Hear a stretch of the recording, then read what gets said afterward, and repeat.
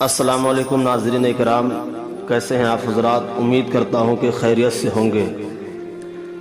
नाज़रीन, मैंने करबला की तारीख़ का आगाज़ किया था और इससे पहले वाली वीडियो में हज़रत इमाम मुस्लिम की शहादत तक मैंने आप हज़रात के सामने बयान किया था।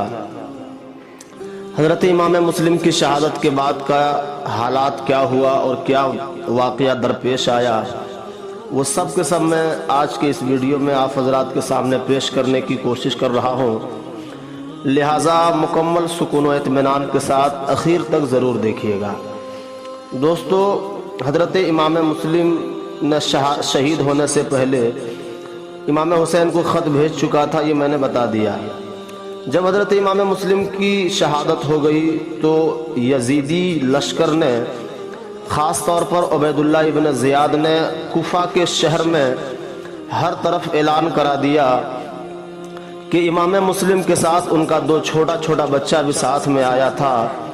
जो कोई भी उसे पनाह देगा उसे इबरतनाक सज़ा दी जाएगी और जो उन बच्चों को मेरे हवाले कर देगा वो इनाम व इकराम से नवाजा जाएगा। दोस्तों, दोनों बच्चे हज़रत इमाम मुस्लिम के दोनों बच्चे काजी शुरैह नामी एक आशिक रसूल के घर में आराम पजीर थे। रात की तन्हाई में ये ऐलान हो रहा था तो काजी शुरैह तक जब ये खबर मिली तो वो बहुत ही बेचैन बेकरार हो गए कि अब क्या किया जाए, और अभी तक इन बच्चों को अपने वालिद गिरामी की शहादत की खबर भी नहीं मिली है। रात की तारीकी में काजी शुरैह ने अपने बेटे असद को बुलाया और कहा, मेरे बेटो, इन बच्चों को तुम सही सलामती के साथ मक्का या मदीना पहुंचाने की कोशिश करो और इंतज़ाम करो। सुबह ही एक काफिला मदीना के लिए रवाना हो रहा है, इसलिए इन्हें जल्दी से उस काफिले तक पहुंचा दो।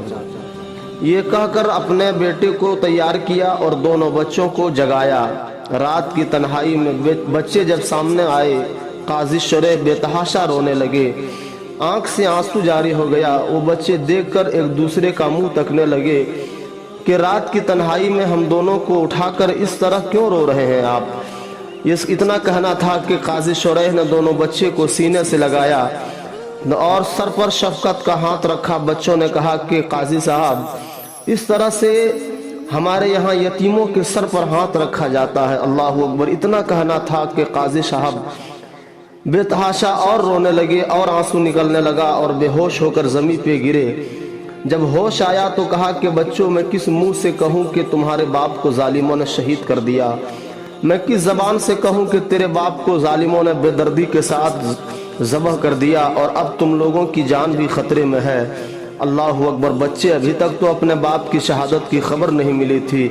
जब बाप की शहादत की खबर मिली तो बच्चे बेतहाशा रोने लगे, धाड़े मार मार कर रोने लगे। अब क्या होगा, कौन हमारी हिफाजत करेगा।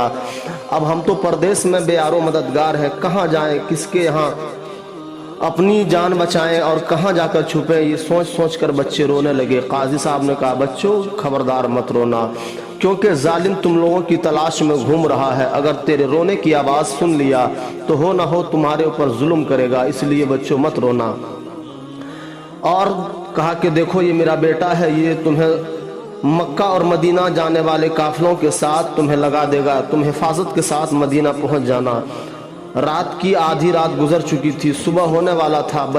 काजी साहब के बेटे असद ने दोनों बच्चों को साथ लिया और काफिले की तरफ चल पड़ा, मगर काफिला पहले ही जा चुका था। तो काजी साहब के बेटे असद ने बच्चों को इशारा करके कहा, वो देख, काफिले का गर्दो गुबार नजर आ रहा है, तेजी से चलो और जाके काफिले में मिल जाओ। बच्चे थे, दौड़ने लगे, दौड़ते गए, मगर कुछ दूर जाने के बाद देखा कि काफिला नजरों से गायब हो चुका है। जब रात भर चलते रहे, बहुत देर तक चलते रहे, जब सुबह होने लगी तो काफिला जा चुका था। जब सुबह हो गई तो एक जगह बच्चे रुक गए। कब तक चलते, छोटे छोटे बच्चे थक हार कर रुक गए। इतने में यजीदी सिपाही उन्हीं बच्चों को तलाश करने के लिए घूमता फिरता उसी के पास पहुंच गया। बच्चों से पूछा कि बच्चों कौन हो। बच्चों ने समझा कि यतीमों के साथ हर कोई हमदर्दी करता है, हर किसी को रहम आता है, दया आती है। इसलिए उस बच्चों ने कुछ न सोचा और न ही कोई तरद्दुद किया, फौरन बता दिया कि मैं ہم دونوں امام مسلم کے دو یتیم بچے ہیں جن کو ظالموں نے شہید کر دیا۔ جب اتنا کہنا تھا، کیا پتا تھا بچوں کو کہ اپنے دشمن کو اپنا پتہ بتا رہے ہیں۔ ان سپاہیوں نے جب سنا کہ یہ مسلم کے بچے ہیں تو بے تحاشا پیٹنے لگا اور تھپڑ پہ تھپڑ پہنچانے لگا۔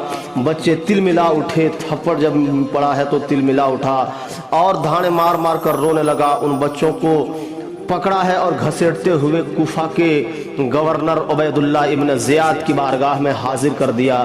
عبید اللہ ابن زیاد نے فوراً ان بچوں کو قید کر دیا، قید خانے میں ڈال دیا۔ کہا کہ جب تک دمشق سے یزید کی کوئی خبر نہ آ جائے ان بچوں پر گہری نظر رکھنا۔ مگر اللہ تعالیٰ کا کرم بھی وہاں بھی ہوا کہ ان بچوں کو جن کے حوالے کیا تھا ان کا نام مشکور تھا، جو جیل کا داروغہ اور قید خانے کا دیکھ بھال کرنے والا تھا۔ وہ انتہائی عاشق رسول محب اہل بیت میں سے تھا۔ اس نے جب دونوں بچوں کو دیکھا تو وہ بھی تڑپ گئے، کلیجہ ہل گیا کہ ان بچوں کے ساتھ کیا ظلم ہو رہا ہے۔ اس نے کہا کہ میں جان سے چلا جاؤں وہ منظور ہے، مگر ان بچوں پر ظلم نہیں ہونے دوں گا۔ اور رات کی تنہائی میں جیل سے، قید خانے سے ان بچوں کو حفاظت کے ساتھ کوفے سے باہر نکالا اور کہا کہ بچوں یہ میری انگوٹھی لینا اور قادسیہ چلے جاؤ، وہاں میرا بھائی ہے، وہ تمہیں حفاظت کے ساتھ مدینہ یا مکہ پہنچا دے گا۔ وہ بچے تھے، فوراً اس کی انگوٹھی لیا اور دوڑنے لگے۔ دوڑتے رہے مگر رات کی تنہائی میں کہیں دیکھا نہیں ہے، بھالا نہیں ہے۔ وہ راستہ بھول گئے اور رات بھر چلتے رہے۔ آخر تقدیر کا چکر، لاکھ تدبیر کرے انسان مگر کیا ہوتا ہے، وہی ہوتا ہے جو منظور خدا ہوتا ہے۔ رات بھر بچے چلتے رہے، صبح ہوئی تو دیکھا کہ رات جہاں سے چلے تھے وہیں صبح کھڑے ہیں۔ ہائے تقدیر کا چکر، صبح وہیں کھڑے ہیں، اب کہاں جائیں، کس کو پکاریں۔ ایک کھوکھلا درخت نظر آیا جہاں سامنے ایک جھیل اور دریا بہہ رہا تھا، اسی کھوکھلے درخت میں جا کر بچے چھپ گئے۔ اتنے میں ایک خاتون، ایک نوکرانی پانی بھرنے کے لیے آئی۔ پانی کی سطح میں ایک درخت کا سایہ نظر آیا اور اس درخت کے اندر دو بچے آپس میں لپٹے ہوئے نظر آیا۔ تو اس خاتون نے کہا بچوں کون ہو، کیوں یہاں چھپے ہوئے ہو؟ تو اس بچے نے پہلے ہی دھوکہ کھا چکا تھا اپنا پتہ بتا کر، اس لیے اب کی بار پتہ بتانے میں ہچکچا رہے تھے بچے۔ کہا کہ کچھ نہیں کہا۔ اس خاتون نے کہا بچوں تم بتاؤ نہ بتاؤ، تمہارا چہرہ بتا رہا ہے کہ تم نبی کے زادے ہو، آل رسول ہو، نبی کے گھر والے ہو۔ بچوں اتر جاؤ، میں تمہارا دشمن نہیں، میں بلکہ تمہارا اپنا ہوں۔ جلدی چلو، میں جس ملکہ کی نوکرانی ہوں وہ نبی کے گھر والوں کا بے پناہ چاہنے والے ہیں۔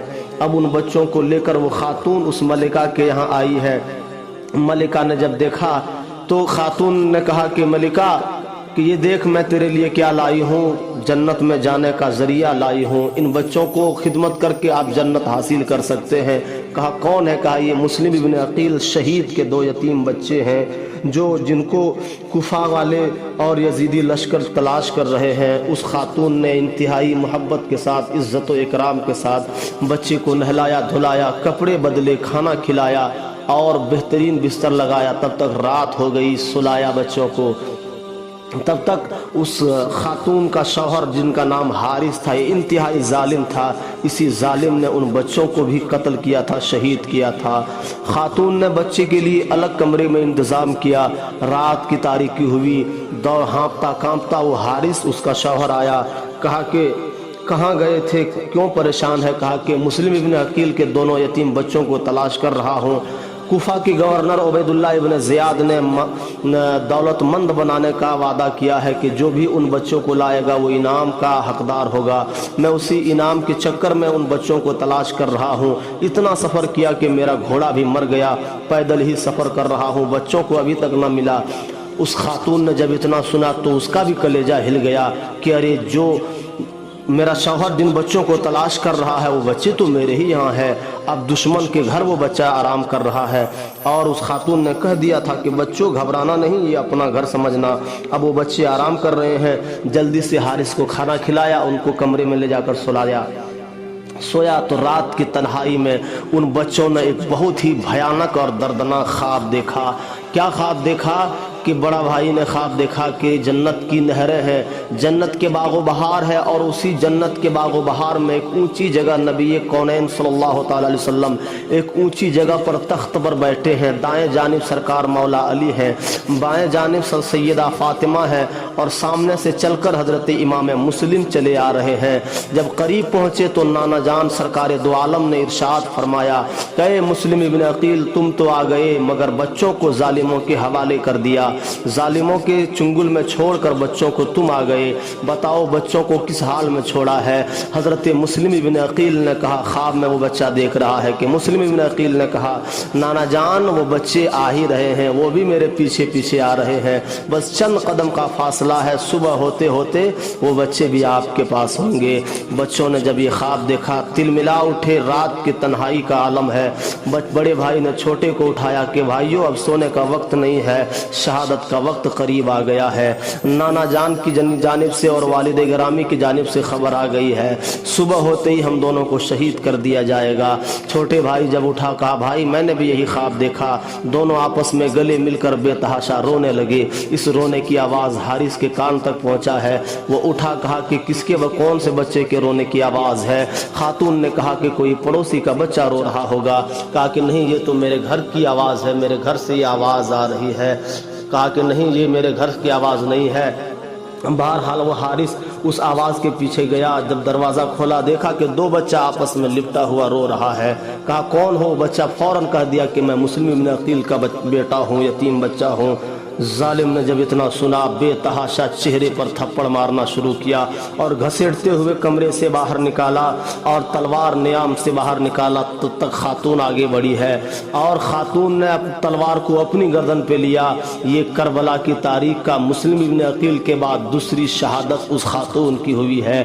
بعد ان بچوں کو ظالم نے بھی شہید کر دیا اور دونوں کی لاش کو دریا کے حوالے کیا اور دونوں کی سر کو یہ عبید اللہ ابن زیاد کی تک پہنچایا۔ عبید اللہ ابن زیاد نے کہا یہ کیا لائے ہو؟